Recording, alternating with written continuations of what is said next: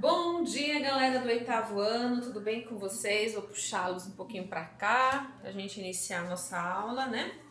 Galerinha, nós estamos falando aí desde a aula passada, quer dizer, já tem duas aulas, né? Nós estamos falando sobre o romantismo nas artes, né? E na última aula, eu deixei aí uma atividade, a história em quadrinho da peça Sylphide, né? Que vocês devem me enviar agora no início da aula. Obviamente, se querem que seja avaliativa, né? Depois não adianta mais. Até eu recebo só até durante a aula, depois não é necessário mais um envio, tá? Só vou computar a nota daqueles que enviarem agora no início da aula. Combinado? E aí, antes da gente continuar a falar, é bom a gente ressaltar o seguinte: ficou muito bem colocado, firmado, batido o martelo, né? As características aí do romantismo. A explosão de cores, de sentimento, o individualismo, né? A exaltação à natureza, à pátria, né? Aos valores, àquilo que se acreditava, a não respeito às regras convencionais, enfim. Todos esses quesitos fazem parte aí do romantismo, dessa vanguarda europeia, né? E que estamos estudando nesse momento. Mas hoje nós vamos separar um tempinho aí para fazer uma análise de uma obra bem interessante. Nós falamos aí da exaltação à natureza, nós falamos aí da exaltação à pátria, aos sentimentos, mas não falamos muito sobre o sobrenatural e o horror, tá? E para isso nós vamos analisar aqui junto com esse raio-x dessa obra, que está aí na página 125, coloca aí rapidinho, tô esperando. O nome dessa obra se chama O Pesadelo, é do Henry Fuseli, tá? E aí eu quero que vocês percebam que essa obra ela foi dividida em 4 partes, tá? E se eu fizer a pergunta aqui, qual é a figura principal desse quadro? Exatamente, a mulher deitada, né? Você percebe que as cores claras contrastam, né, com um fundo forte, né? E como o nome mesmo já sugere, o pesadelo. O pesadelo não é um sonho bom, é um sonho ruim, né? Ninguém gosta de ter pesadelo, ninguém. E aqui, essa obra foi dividida em 4 partes e nós vamos entender aí essas 4 partes. Primeiro, essa parte número 1, né, que tá aqui, aí também tá no livrinho de vocês, é uma escultura neoclássica. E tá dizendo assim: lógico, inspirou muitos artistas românticos a figura de um cavalo de olhos saltados, representada por Fuseli. Embora distorcida e exagerada, certamente foi inspirada nos muitos estudos que o artista fez do famoso par de estátua domadores de cavalos, localizada lá em Roma, em uma praça. E como era de um período neoclássico e meio místico, né? Se você perceber bem, não sei se daqui dá pra ver direitinho, mas do livro de vocês dá pra observar bem, é uma coisa meio mística, só dá pra ver os olhos do cavalo, aquela coisa meio sombria, né? A moça principal na tela, é o que se destaca, né? Ela tá num sono profundo, ela veste uma túnica branca, ela tem os braços bem alongados, né? Ela contrasta, como eu falei logo no início, com o fundo escuro, né, da tela. Na parte número 3, a atmosfera sobrenatural pode ser vista com bastante clareza nessa obra. A moça, o cavalo e o espírito maligno compõem o quadro de forças invisíveis que o ser humano não consegue combater. Então seria essa sombra aqui, ó. A número 3, né? E o 4 seria esse camaradinho aqui, né? O clima de horror, as aparições, né? E ele tá tipo olhando pra gente, se você olhar, tipo convidando a gente a assistir aquela cena, né? E a mulher profundamente adormecida, não consegue acordar.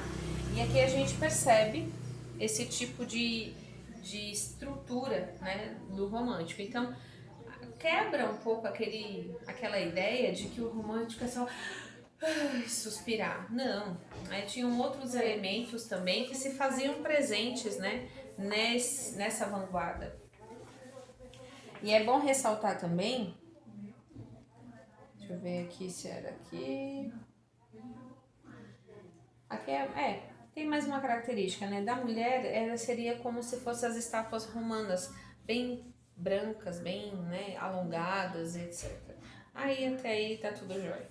Mas eu quero que vocês percebam agora, olhando o todo, como realmente, né, o clima, né, de horror, o clima de medo, de suspense, né, ele paira sobre a tela. E realmente é exatamente isso que a gente sente ao ter um pesadelo, né? Aquela sensação de medo, aquela sensação de você querer acordar e não conseguir, né? Enfim, é horrível, né? Quem já teve pesadelo é muito... Mas é um detalhe bem interessante do romantismo, tá? E hoje a proposta da nossa aula é a seguinte. Nós faremos aí na aula, vou repetir, faremos na aula a página 126 e a página 127 do livro, tá? E também criaremos no dia de hoje uma tela de horror, de suspense, de terror, tá? Então, uma tela, dia 3/6 aí, coloquem a data.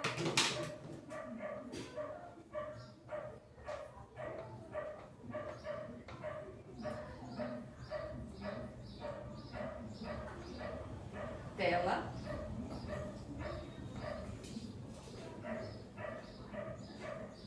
Horror e suspense.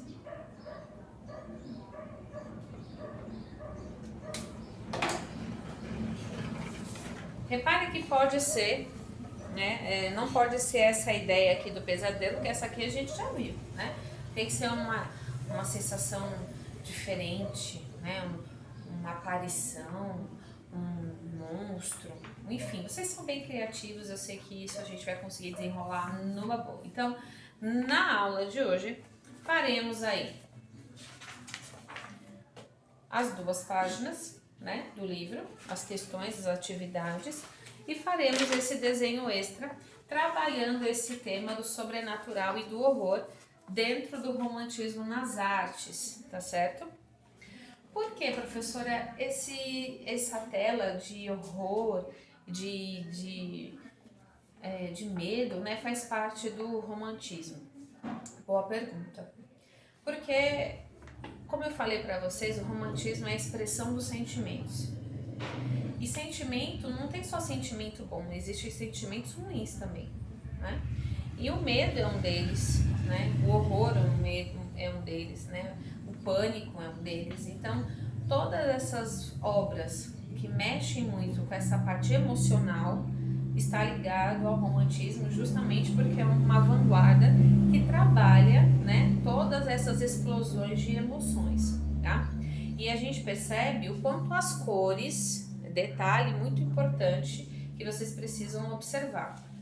As cores são escolhidas justamente para dar ênfase a isso. Inclusive tem aquele quadro de Goya,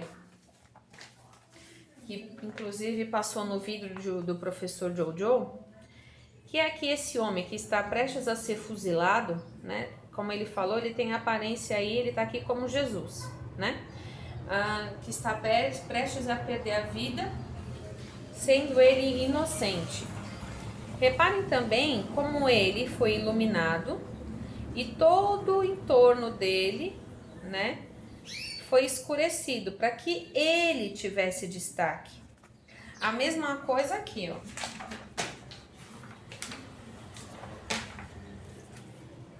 Todo o fundo escurecido e só a moça que está sonhando teve a cor mais clara para contrastar. Só de você bater o olho, você já consegue perceber esse contraste, né? Só de bater o olho, você já... Epa! eu consigo perceber que essa moça aí é o tema principal, assim como também aqui no quadro de Goya, né? Cadê? É esse. No quadro de Goya a gente percebe também que ele é o principal, né? Lembrando que esses quadros, inclusive tem esse aqui também, ó, deixa eu ver, Delacroix, Eugène Delacroix, A Liberdade Guiando o Pulso, esse aqui, né? Que ele até fala dos pelinhos embaixo do sovaco da mulher, ela metade nua, né? Tudo isso para a época, né? Era realmente uma libertação, principalmente para a figura da mulher. Então aqui a gente entende, né, que ela aqui está representando a liberdade, e a liberdade em todos os sentidos, né? Então, para que vocês tenham ideias de como você vai destacar o seu elemento, tá?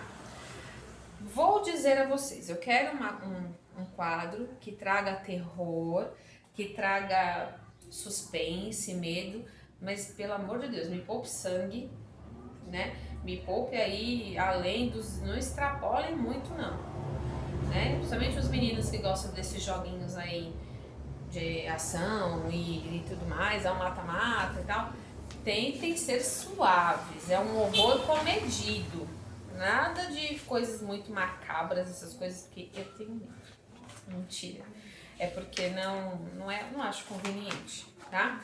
Então pode ser uma cena assim, típica assim, é muito melhor do que uma coisa muito aberta, muito... A gente já tá vivendo períodos de muitas tragédias, né? Vamos fazer uma tela de horror, mas um horror comedido, né? Um tema mais suave possível, né? Para que não seja tão pesado. Vou trabalhar essa questão porque realmente está aqui no livro de vocês e a gente não falou muito sobre, né? Só explicamos aqui aquele quadro de Netuno comendo os próprios filhos, né? E a gente sabe que depois Zeus é que mata esse pai. Então a gente comentou, e exatamente ele também, olha, o fundo totalmente mais escuro, só aquela parte que eles querem mostrar, que eles dão ênfase, né? Então eu sei que vocês são extremamente criativos, né? E aí hoje a gente vai trazer as páginas, repito, 126, 127, e repare que tem um item tarefa aqui, que ele também conta, viu? Ele também conta. Então a gente vai fazer a 126, a 127, iremos corrigir também nesta aula, né? E vocês vão fazer esse desenho. Então são 3 coisas que iremos fazer a princípio, né, na nossa aula. Primeiro, vamos responder as questões. Segundo, o desenho. Em terceiro, a gente corrige, né, no final da aula as questões e já deixa tudo redondinho, tudo certinho, para quando precisarmos estudar para as avaliações já está tudo certíssimo, certo? Vou enviar para vocês também o para finalizar, a chave de correção do para finalizar que vocês entregaram, né? Deixei também para entregar até essa semana. Então, depois que eu postar o para finalizar, a chave de correção, eu não aceito mais, não vai valer mais nota, tá bom? Então, hoje eu coloco a chave de correção também e vocês façam o favor de corrigir. Deixa eu ver se tá aqui. Tá. Ó, para quem não lembra do que eu estou falando, é o para finalizar do livro 1, página 151 e 152. Alguns me enviaram, né? E hoje eu vou passar a correção, porque já fazem 2 semanas que eu passei essa atividade como avaliativa, né? Então, para aqueles que já enviaram, hoje só vai precisar corrigir, que eu coloco aí no grupo de estudos, né? A chave de correção, e vocês só vão precisar. Mas, professora, a minha resposta não está igual à da senhora. É parecida, mas não está igual. Bom, se é parecida, você não precisa mudar a sua resposta, né? Você pode complementar, não precisa mudar, certo? Palavras, são sinônimos, se querem dizer a mesma coisa, então não está errado, tá certo? Então, já já a gente se conversa lá no grupo de estudos. Boa aula e já já nos vemos. Beijo!